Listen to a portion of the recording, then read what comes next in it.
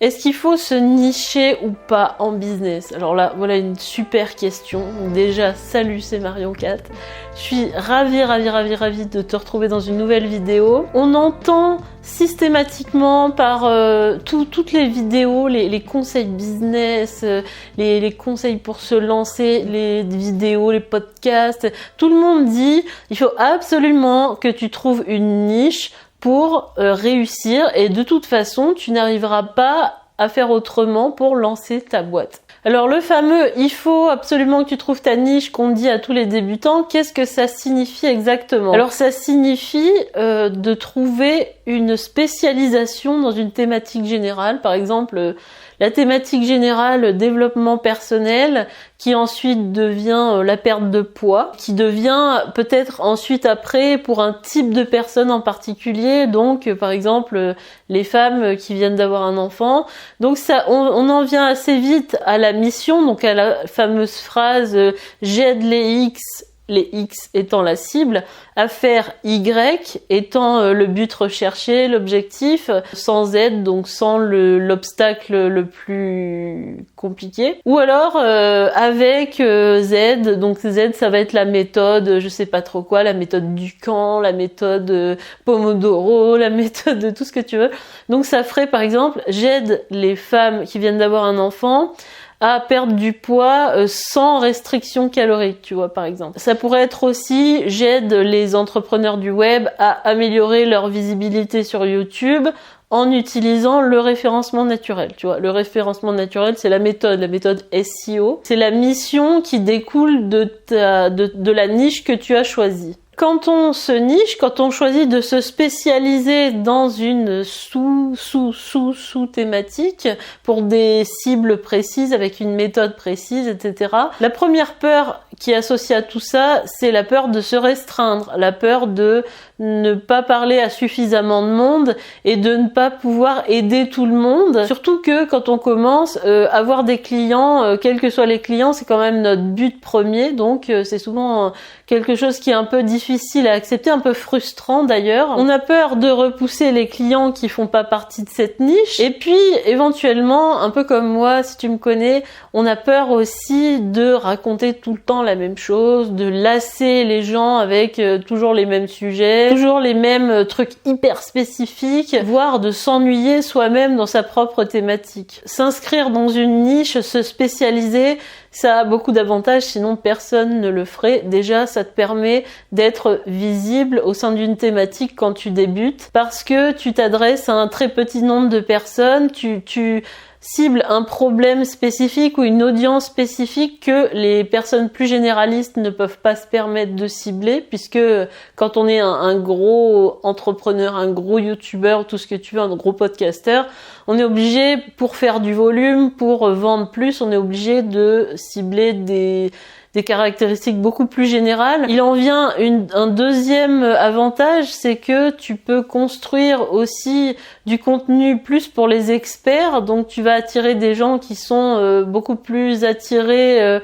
par tout ce qui est pointu, par des conseils un peu plus poussés que ce que peut faire la masse des entrepreneurs généralistes. Et finalement, toi-même, ça va te permettre d'être immédiatement beaucoup plus crédible. Quand on dit qu'on cible un problème très particulier, déjà, ça veut dire que, on doit être capable de le résoudre, sinon on parlerait de tout et n'importe quoi. Quand tu fais du contenu spécifique, derrière, tu peux vendre parce que tu cibles directement les gens qui ont ton problème.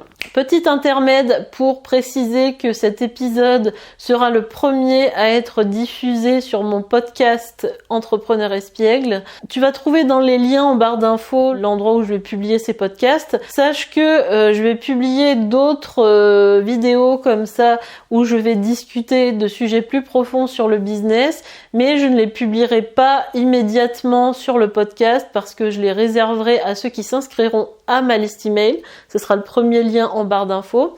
Et donc ça te permettra d'être au courant des diffusions, des lives, de recevoir les liens en avant-première, de recevoir les teasers aussi des épisodes pour pouvoir t'aider plus facilement. Évidemment, tout ce que je vais proposer comme service, comme réduction, comme tout ce que je vais offrir à mon audience, je vais l'offrir via ces emails.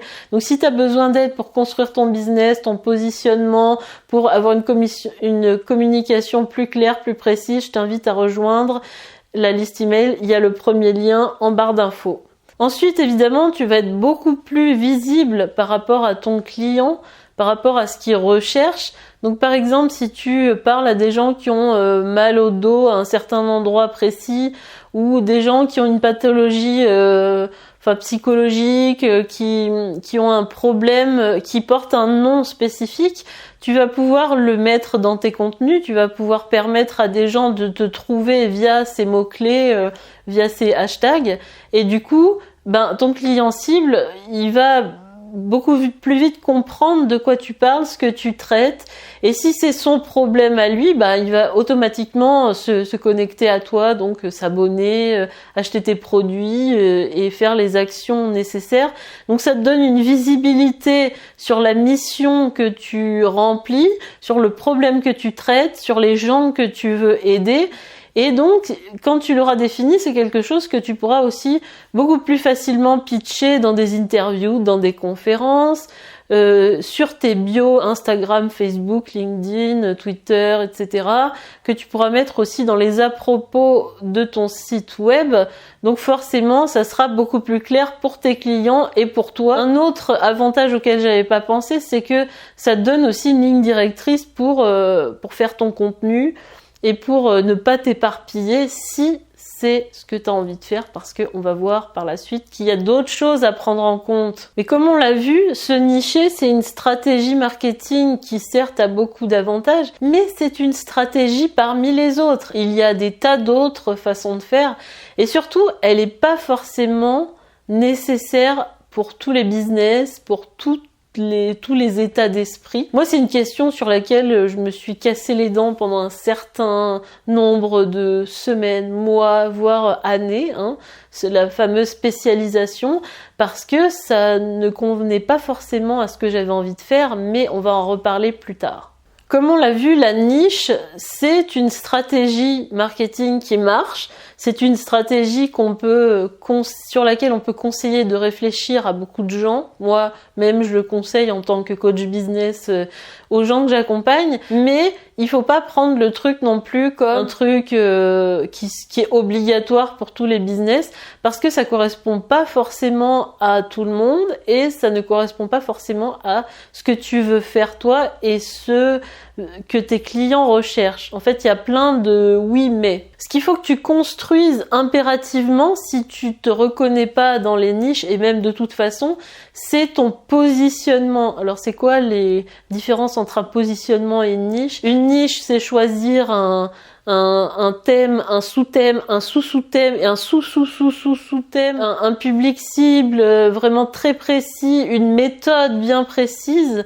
Un positionnement, c'est plutôt quel est ton vécu, d'où tu viens, quelles sont tes croyances, quelles sont les études que tu as faites, tes expériences professionnelles. Donc qu'est-ce qui te rend unique par rapport à tous les gens qui viennent de France et de Navarre parler de ta thématique? Quelles sont les idées fortes en lesquelles tu crois par rapport à ta thématique? Quelles sont les idées fortes en lesquelles tu ne crois pas? Quel est le ton? Quelle est ton approche éditoriale? Comment on appelle ça? Quelle est ta ligne éditoriale de ton blog, de ta chaîne, de tout ce que tu veux?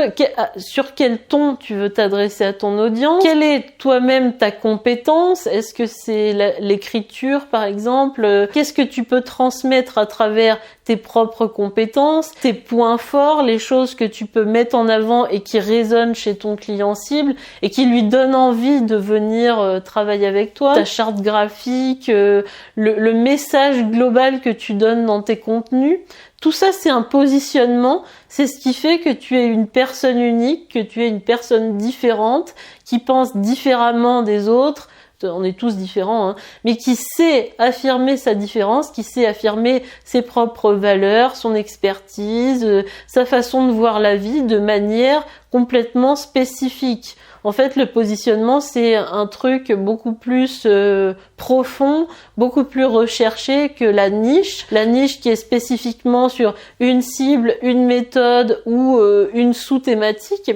Et c'est surtout que quand tu choisis une niche, donc tu choisis une méthode en particulier, par exemple le SEO sur telle plateforme, que tu décides de former les gens, je sais pas, à Notion, à je ne sais quel logiciel, je ne sais quelle plateforme, je sais quel principe, ou la publicité Facebook par exemple, c'est quelque chose qui est amené à changer énormément. Ta niche sera peut-être périmée dans 10 ans, dans 15 ans. Donc si c'est là-dessus que tu veux t'orienter, c'est super adapté.